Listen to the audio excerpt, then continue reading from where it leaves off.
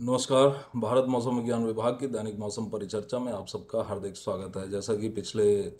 तकरीबन एक सप्ताह से भारत मौसम विज्ञान विभाग एक वेट स्पेल की एक वर्षा और उसके साथ ओलावृष्टि के एक दौर की चेतावनी जारी कर रहा है। तो इसके संदर्भ में यदि हम देखें तो आज एक पश्चिमी विक्षोभ पूर्वी ईरान और उसके आसपास के क्षेत्रों पर है, जबकि एक दूसरा चक्रीय परिसंचरण राजस्थान के मध्य हिस्से हिस्से पर विद्यमान है। इसके अलावा उत्तरी आंतरिक तमिलनाडु से लेकर कोंकण पर एक दक्षिण उत्तर दिशा में निम्न क्षोभ मंडलीय एक अल्प दबाव की रेखा विस्तृत है, और इसके अलावा एक और अल्प दबाव की रेखा उत्तर पूर्व से दक्षिण पश्चिम दिशा में उप हिमालयी पश्चिम बंगाल से लेकर के उत्तरी उड़ीसा तक विस्तृत है। इसके बाद में एक और पश्चिमी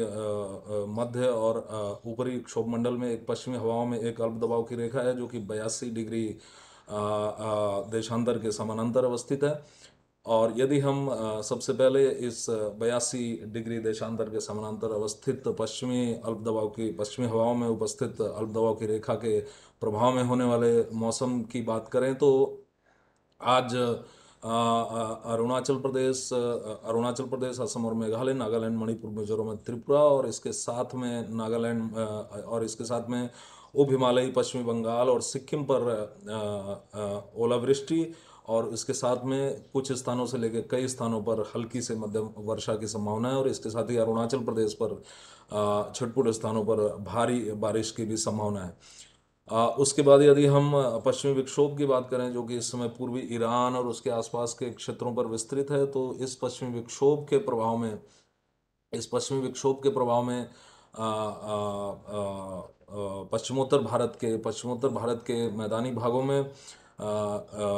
वेदर एक्टिविटी खास करके 16 से 19 तारीख के बीच में विशेष वेदर एक्टिविटी मौसम की गतिविधि सक्रिय रहेगी, जिसमें 17 तारीख को हरियाणा और पश्चिमी उत्तर प्रदेश और साथ ही उत्तरी राजस्थान पर ओलावृष्टि की भी संभावना है। हालांकि यदि हम राजस्थान की बात करें तो राजस्थान में 17 तारीख से 19 तारीख तक हेलस्टॉर्म ओलावृष्टि की संभावनाएं बनी रहेंगी। और फिर इसके बाद यदि हम उत्तरी उत्तरी प्रायद्वीपीय भारत, दक्षिणी प्रायद्वीपीय भारत और पूर्वी भारत की चर्चा करें तो 16 से 19 तारीख तक पूर्वी भारत पर भी कुछ स्थानों से लेकर के कई स्थानों पर हल्की से मध्यम वर्षा, और 17 तारीख को ओलावृष्टि की संभावना रहेगी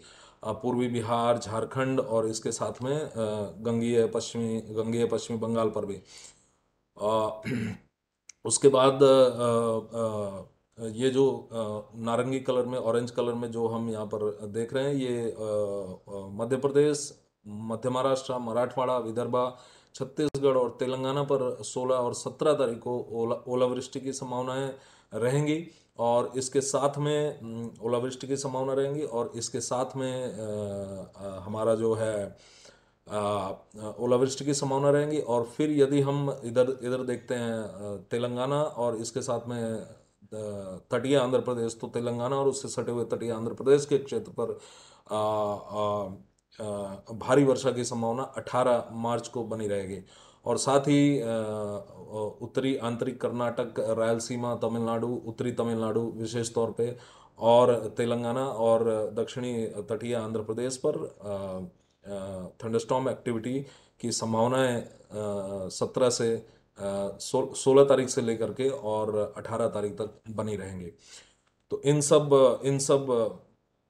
मौसमी दशाओं के प्रभाव में भारत मौसम विज्ञान विभाग की जो मौसम विज्ञान प्रभाग है उसके द्वारा और उससे संबद्ध जो एग्रीमेट फील्ड यूनिट्स और साथ ही साथ डिस्ट्रिक्ट एग्रीमेट यूनिट्स हैं, उनके द्वारा विशेष तौर पे प्रत्येक राज्य के लिए अलग अलग